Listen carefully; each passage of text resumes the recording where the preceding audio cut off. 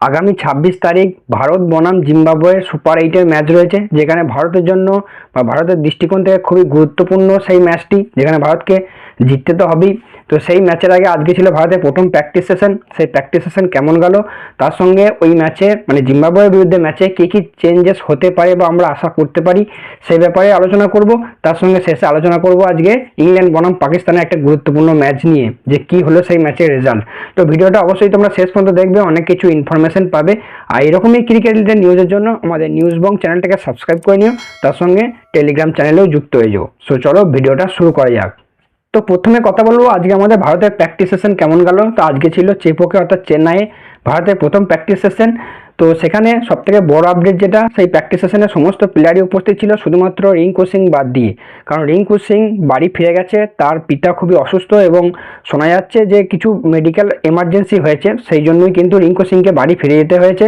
তবে এখনও পর্যন্ত কোনো আপডেট নেই সে কবে ফিরবে বা তার পিতার অবস্থা কেমন বা তার পিতার শরীর কেমন আছে। আই থিঙ্ক বা আশা করব বা প্রার্থনা করব যেন ম্যাচের আগে সে ফিরে আসে। বাকি আজকে তিলক বর্মাকে এবং সূর্যকুমারকে প্রথমে প্র্যাকটিস সেশনে কিন্তু স্পিনারদের বিরুদ্ধে অনেকক্ষণ প্র্যাকটিস করতে দেখা গেছে এবং তারপর কিন্তু তারা পেসারদের বিরুদ্ধেও প্র্যাকটিস করেছে। তো অভিষেক শর্মা প্রথম দিকে ব্যাটিং প্র্যাকটিস করেনি, প্রথমে সে তিলককে এবং সূর্যকুমার এদেরকে বল করছিল, মানে এদেরকে বল করছিল এবং তারা ব্যাট করছিল।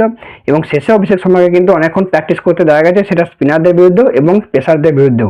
অন্যদিকে ঈশান কিষান সেও পেস ভার্সেস স্পিনার মানে দুজনের বিরুদ্ধেই প্র্যাকটিস করেছে এবং তার সঙ্গে দেখা গেছে কিন্তু সঞ্জু স্যামসনকে, মানে তারা দুজনে একই নেটে প্র্যাকটিস করছিল, সঞ্জু স্যামসন এবং ঈশান কিষান, এবং এদের দুজনেকেও কিন্তু অনেকক্ষণ প্র্যাকটিস করতে দেখা গেছে। তো ওভারঅল এই ছিল ভারতের আজকের প্র্যাকটিস সেশনের আপডেট। বাকি তোমার গিয়ে হচ্ছে ঈশান কিষান বলো, অভিষেক শর্মা, তিলক, সূর্যকুমার এরা কিন্তু শেষের দিকে বড় বড় হিটিং প্র্যাকটিসও করেছে। অন্যদিকে বোলারদের মধ্যে সমস্ত বোলাররাই কিন্তু কম বেশি প্র্যাকটিস করেছে। তো মোটামুটি এই ছিল ছোট্ট করে ভারতের প্র্যাকটিস সেশনের আপডেট। এবার কথা বলবো ভারতের টিমে কি কি চেঞ্জেস হতে পারে পরবর্তী জিম্বাবুয়ের বিরুদ্ধে ম্যাচে। বাকি তারপরে তো ডিটেলস প্লেইং 11 আলোচনা করবই। তো প্রথম কথা, আকসার প্যাটেলকে ফিরিয়ে আনো এবং আকসার প্যাটেল ফিরবে, কারণ আকসার প্যাটেলকে বসিয়ে গত ম্যাচে কি পরিণত হয়েছে আমরা দেখতে পেয়েছি। হ্যাঁ, আমি আবারও বলবো যে ভারত ম্যাচ জিতে যেত এমনটা হয়তো হতো না, কিন্তু রেজাল্টটা অন্য কিছু হতে পারতো। তো অবশ্যই আকসার প্যাটেল প্লেইং 11-এ ফিরছে। এবার কার জায়গায় ফিরছে সেটা একটা প্রশ্ন থাকছে, সে ব্যাপারে আমি পরে আলোচনা করছি। দ্বিতীয় যেটা আপডেট, অভিষেক শর্মাকে ড্রপ করে দাও। যদিও এই সুযোগ মানে এই চান্সটা খুবই কম, প্রায় 90% চান্স তাকে না ড্রপ করারই, কারণ অভিষেক শর্মা ভারতের জন্য ক্লাচ প্লেয়ার, এতদিন থেকে এসেছে বা হয়তো ভবিষ্যতে থাকবে, তারা একটু ফর্মের এদিক ওদিক যাচ্ছে। তো আমার মনে হয় না অভিষেক শর্মাকে ভারতীয় টিম বা ম্যানেজমেন্ট ড্রপ করে বলে। আর আগের ম্যাচে সে রান পেয়েছে, বিশাল কিছু রান পায়নি, তবে তার রানের খাতা খুলেছেন, তাই থিঙ্ক অভিষেক শর্মা খেলছে। নেক্সট, ভারত 3 নম্বর যে চেঞ্জটা করতে পারে বা 3 নম্বর যে আমাদের ফর্মুলাটা, সেটা হচ্ছে ব্যাটিং অর্ডার চেঞ্জ করে দাও। মানে ওপেনিংয়ে তোমার অভিষেক থাকলো এবং ঈশান কিষান থাকলো, কিন্তু 3 নম্বরে চলে এলো সূর্যকুমার এবং 4 নম্বরে চলে গেল তোমার তিলক বর্মা। এটা সবসময় কাজ করে বলবো না, তবে অনেক ক্ষেত্রে যখন একই ব্যাটিং লাইন আপে হচ্ছে না সেই ক্ষেত্রে কিন্তু চেঞ্জ করলে কিছুটা লাক বলতে পারো বা ফর্ম বলতে পারো চেঞ্জ হতে পারে। এটা মানে এটার কোনো লজিক নেই, কিন্তু অনেক সময় হয় এটা। আমরা দেখেছি আগেও ভারত কিন্তু ব্যাটিং অর্ডারে খুব চেঞ্জেস করতো, এই নিউজিল্যান্ড সিরিজ থেকেই ভারত ব্যাটিং অর্ডারে চেঞ্জ করছে না, বাট আগে কিন্তু চেঞ্জ করতো। তবে এখানে কিন্তু একটা নেগেটিভ পয়েন্ট আছে, সেটা হচ্ছে তিলক বর্মা হয়তো 4 নম্বরে গেলে হয়তো একটু সময় পাবে বা রেজাল্ট অন্যরকম হতে পারে। তবে সূর্যকুমার যাদবের কিন্তু 3 নম্বরের রেকর্ড খুব একটা ভালো নয়। এর আগে যতগুলো ম্যাচে সূর্যকুমার 3 নম্বরে ব্যাটিং করেছে, তার পারফরমেন্স কিন্তু খুব একটা ওভারঅল যদি মিলিয়ে দেখি খুব একটা ভালো নয়। তো 3 নম্বর চেঞ্জেসটাও আশা করি না খুব একটা কাজে লাগবে বলে ভারতীয় দলে। আর এরপরে যে 4 আর 5 নম্বর পয়েন্ট ধরে আলোচনা করবো, এটা হওয়ার সম্ভাবনা কিন্তু নিউজিল্যান্ডের বিরুদ্ধে ম্যাচে কিন্তু চরম রয়েছে। সেটা 4 নম্বর পয়েন্টে হলো তিলক বর্মাকে ড্রপ করে দাও।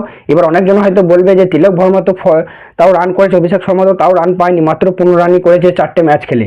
তো দেখো, অভিষেক শর্মার ব্যাপারটা আলাদা, কিন্তু তিলক বর্মা যে জায়গায় খেলছে সেই জায়গায় তিলক বর্মা যেভাবে খেলছে সেইভাবে খেলাটা কিন্তু তিলক বর্মা মানায় না, বা সেটা টিমের জন্য ক্ষতি হচ্ছে। অভিষেক শর্মা তো রান পাচ্ছে না, প্রথম দিকে আউট হয়ে যাচ্ছে, ঠিক আছে, কিন্তু তিলক বর্মার যে হারে রান করছে বা যে স্ট্রাইক রেটে রান করছে সেটা কিন্তু ভারতের জন্য মোটেই শোভনীয় নয়।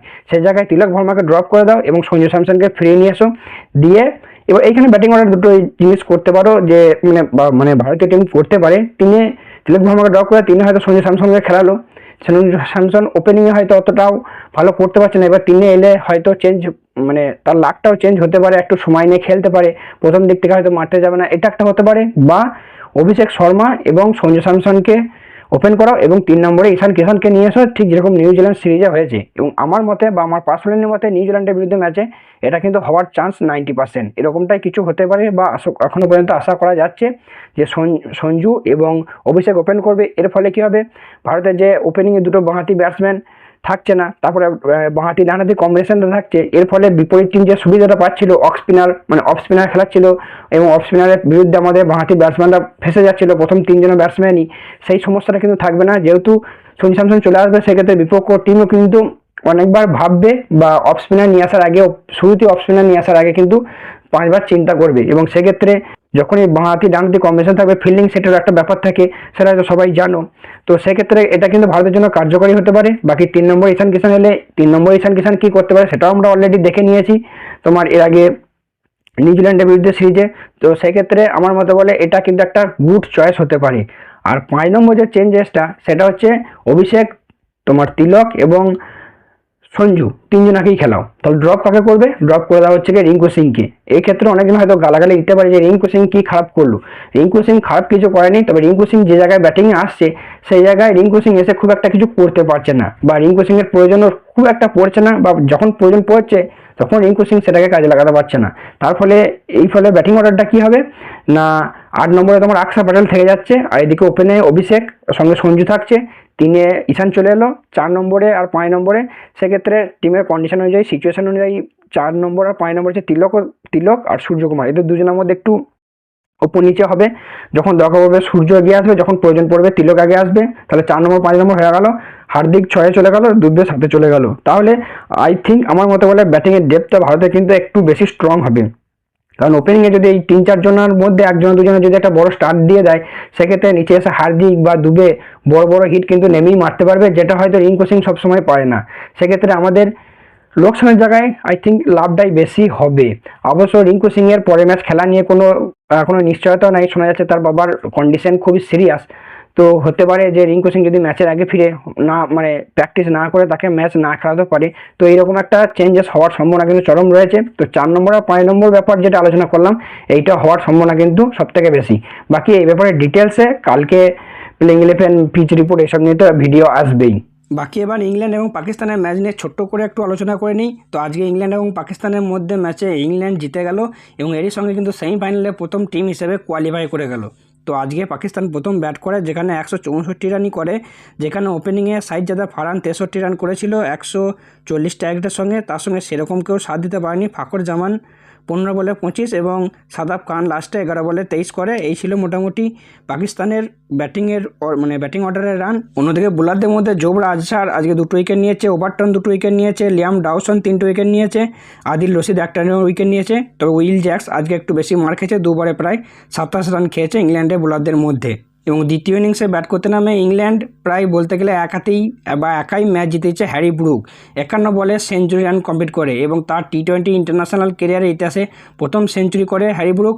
তারই সঙ্গে হ্যারি ব্রুক হলো প্রথম ক্যাপ্টেন যে টি-20 ওয়ার্ল্ড কাপের ইতিহাসে সেঞ্চুরি করলো।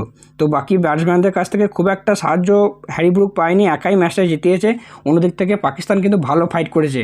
পাকিস্তানও কিন্তু ইংল্যান্ডের প্রথমেই পাওয়ার প্লেতে 3 উইকেট ফেলে দিয়েছিল, তবে একদিক থেকে হ্যারি ব্রুক দাঁড়িয়েছিল এবং সে এক ধার থেকে পুরো মেরে গেছে, এবং শেষের দিক থেকে এসে উইল জ্যাক্স তাকে একটু ভালো সঙ্গ দিয়েছে, 23 বলে 28 রান করেছে। আর পাকিস্তানের বোলারদের মধ্যে আগে সাইন আফ্রিদি ভালো বল করেছে, সে একাই কিন্তু 4 উইকেট নিয়েছে ইংল্যান্ডের 7 উইকেটের মধ্যে। যদিও আগের ম্যাচে সে ড্রপ হয়েছিল ভারতের বিরুদ্ধে ম্যাচের পর, তবে ভালো কামব্যাক করেছে।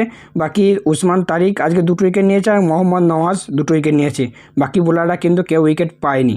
আর ম্যাচ জেতার সঙ্গে সঙ্গে গ্রুপ বি থেকে ইংল্যান্ড প্রথম টিম হিসেবে সেমিফাইনালে অফিসিয়ালি কোয়ালিফাই করে গেল এবং ইংল্যান্ডের নামের পাশে কিউ বসে গেল। ইংল্যান্ড 2টো ম্যাচ খেলে 4 পয়েন্ট পেয়েছে। অন্যদিকে পাকিস্তান 2টো ম্যাচ খেলে 1টা হেরেছে আর 1টা ম্যাচ ড্র হয়েছিল, হয়তো সেটা হেরে যেত। পাকিস্তান এখন 1 পয়েন্টে আছে এবং পাকিস্তান তোমরা বলতে পারো 2nd পয়েন্টে আছে। তো এই ছিল ওভারঅল আজকের ভিডিও। ভালো লাগলে লাইক করে দিও, চ্যানেলে নতুন হয়ে তাহলে সাবস্ক্রাইব করে নিও। সো চলো দেখা হচ্ছে পরবর্তী ভিডিওতে।